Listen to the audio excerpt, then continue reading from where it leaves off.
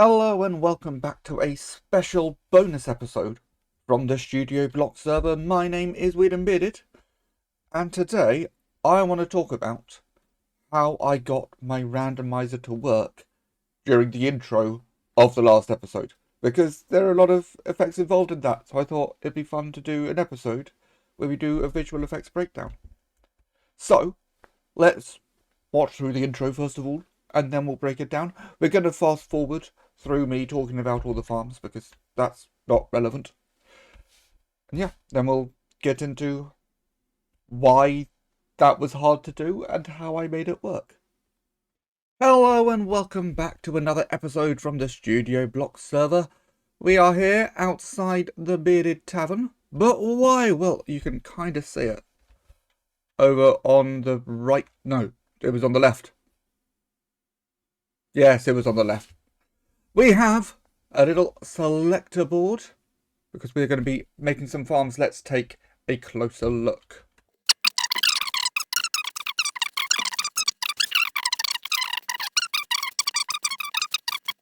So, lots to do. Let's find out what we're going to be building today. So, where will it stop? Where will it stop? Oh, Prismarine farm. We could do that. It's going to be a bit of a big build, but we can certainly make a Prismarine farm work. I will need to find an ocean monument, so we'll start work on that today. But yeah, I'm really proud of this little randomized selector. It's really compact redstone as well. Let's just jump in through here. Yeah, just a wall of levers. Nice. Here's the first thing I want to point out, because there was a theory. I showed this to my bestie beforehand because I wanted to get her reaction. I showed this to some other people as well, and my bestie had a theory that everything up to the point where it selected Prismarine was filmed in one bit, and then I had another shot where I got rid of all the redstone, came round and showed the levers. If I had built a machine that could randomize the lights every 2 redstone ticks with repetition, I absolutely would have shown off that machine. I was not going to hide that. This was all done in post-production. How? With our new Steadicam. Because what I figured out is that with the new mocap mod, we could absolutely create a Steadicam. So as well as recording the video you just saw, I also recorded my actions of recording the video you just saw. And I left some time at the start because I needed to make sure I was in position to record it, because obviously at the moment it's just a version of me, which doesn't help. Let's get my camera account in. Now I am Beard and Weirded my camera account, and one of the things that you can do in spectator mode, which my camera account is in, is you can left click on a mob such as Magic Floating Rainbow Sheep and see the world through their eyes. And I thought, does this work with the motion capture recordings? And it turns out, let's go and left click, it does. Which means that we now have a way to record exactly the same first person action every time. There are a couple of issues with this though, which I had to solve for. I'm also going to sleep. So the first issue, we're going to switch to a couple of screenshots now. I'm just going to bounce between the two of them, and you'll notice that, hopefully you'll notice, I've not actually checked this myself, but from what I could see, there is a slight difference between the first person view that you have and the view that you get with the camera account. Which means that if I just switched to the camera account footage during the video, you would have noticed that, so I needed a cutoff point. I start all my episodes looking at me so I can, greet the audience at the beginning of the episode. But what it also means is I have a great cut-off point when I go back into this view to then say this is where the processed footage will begin. And then you'll have noticed after the randomization and it ends on the prismarine farm, which was entirely predetermined, the rest of the time that I do this, it will be random. But I needed to get a prismarine farm built because it's the last of the real big farms to do. And when I discovered that, I looked at myself again, and that was my way of cutting off the process footage so you didn't have that weird little jump which would have been noticeable. You might also have noticed that I had the world map turned off, because that would have been a pain to add in. And I did need to add it in, because if we go back to the camera footage, when you're looking through the eyes of another mob, such as my recording, you don't have a GUI. So I also needed the GUI. And that's where we go over to DaVinci. So I explained how I did that. This is the footage that we're going to take my GUI from. So if I play through it, it is simply from the initial recording. So actually when we turn round, you'll see that the light at the end, the prismarine light, was always on when I was recording. We'll get to that a bit later, but that's the entire recording. What I can then do is take that into the Fusion page where we can do things. For example, what we can do, I've got most of the setup still there. We'll be doing some stuff in live. We can add in polygons where I can just draw around a certain shape. So if we now go back and watch through it, hopefully I should be able to watch this fairly easily.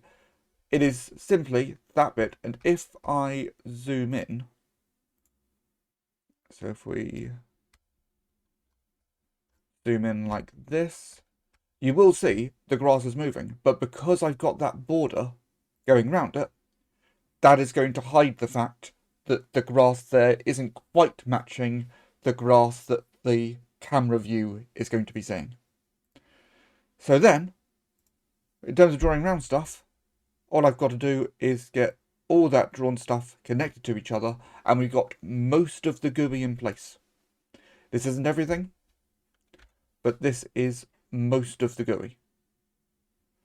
What we're missing is the arm, because that is the only thing that actually moves.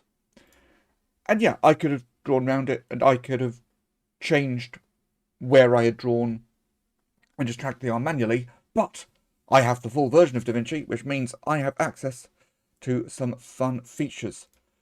So we're going to do this bit live on camera. We're going to take my media input and copy it.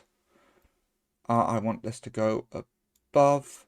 For now, we'll keep the merge, we're just going to bypass it. So we'll take that footage into there. And then I'm going to add in the magic mask. So that's going to go into there. We'll get the magic mask out. And what I can do with the magic mask, this was so simple to use. I just draw across a bit of the arm. And it says, right, I see you want to track the arm. So then I can track forward. But what I should do, let's do this properly. So let's cancel that. That will get rid of magic mask entirely so we can do this properly. I want to make sure I'm starting from the beginning of the footage, which I forgot to do. And I'm fairly sure you're getting an accurate portrayal because I think I forgot to do that when I was actually doing this. So yeah, we just do a little line. It selects the entire arm for me. And then we can track forwards. And what it's doing, it is just going to follow where the arm is. This isn't perfect. It does obviously take a little while, but for the purposes of this, it tracked this arm brilliantly. The second bit of footage I needed to do it for, when it went to press the button, that was a little more difficult because it was going over the other bits of the GUI, so I had to do some of that manually, but it was only about 10 frames. So I'm just going to wait for this to finish tracking, and then we can see this little section all together. So now we have, as you can see, a little bit of arm movement, because your arm does move a little bit as you walk around. If I put that into the merge and then take our output, we have that with the GUI. So we now have something that we can put over our footage to make it look more realistic. We are almost there. Going back to Minecraft, I then recorded this 29 times. I mean, I recorded it once, but I recorded myself with the camera account going through those actions 29 times. I did it once with all of the lights off, and then we turned the first light on and recorded it again, and then the second light on and recorded it again, turned on the third light, etc, etc, until I had a separate recording with every light on. You can probably see where this is going. We need to jump back into DaVinci though. I had all of that footage in one long thing. You can see it took me an hour and a half to get all of that footage, because each recording is about 2 and a bit minutes long. And if you play through, you'll see I appear. I started typing into the wrong window, obviously. So you'll see I will appear, and then the camera is going to move forwards, go into that first person view. And we've got that 29 times, but I needed all this footage to be in time with each other and in time with the initial footage I recorded. So what I thought, if we scroll forwards to here, when you press a button, if I scroll through frame by frame, you will see there is one frame. Am I going through? I don't appear to be going through. There we go.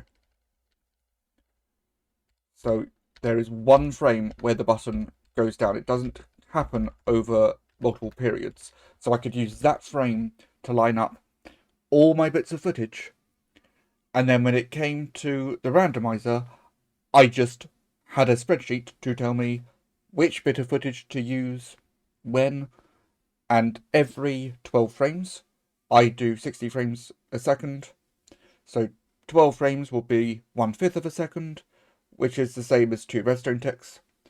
I switched from one bit of footage to the next, and because they're all lined up based on that frame, it looks cohesive. So now you know how it works. Let's do another showing of it. And yeah, I'm really happy with this.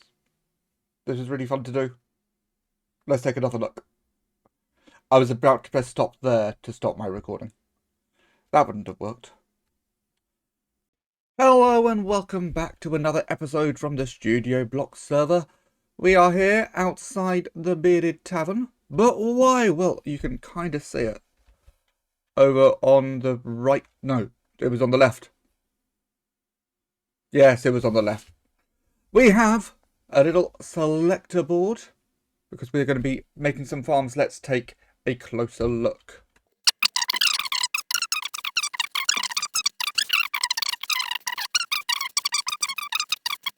So, you know, lots to do. Let's find out what we're going to be building today. So, where will it stop?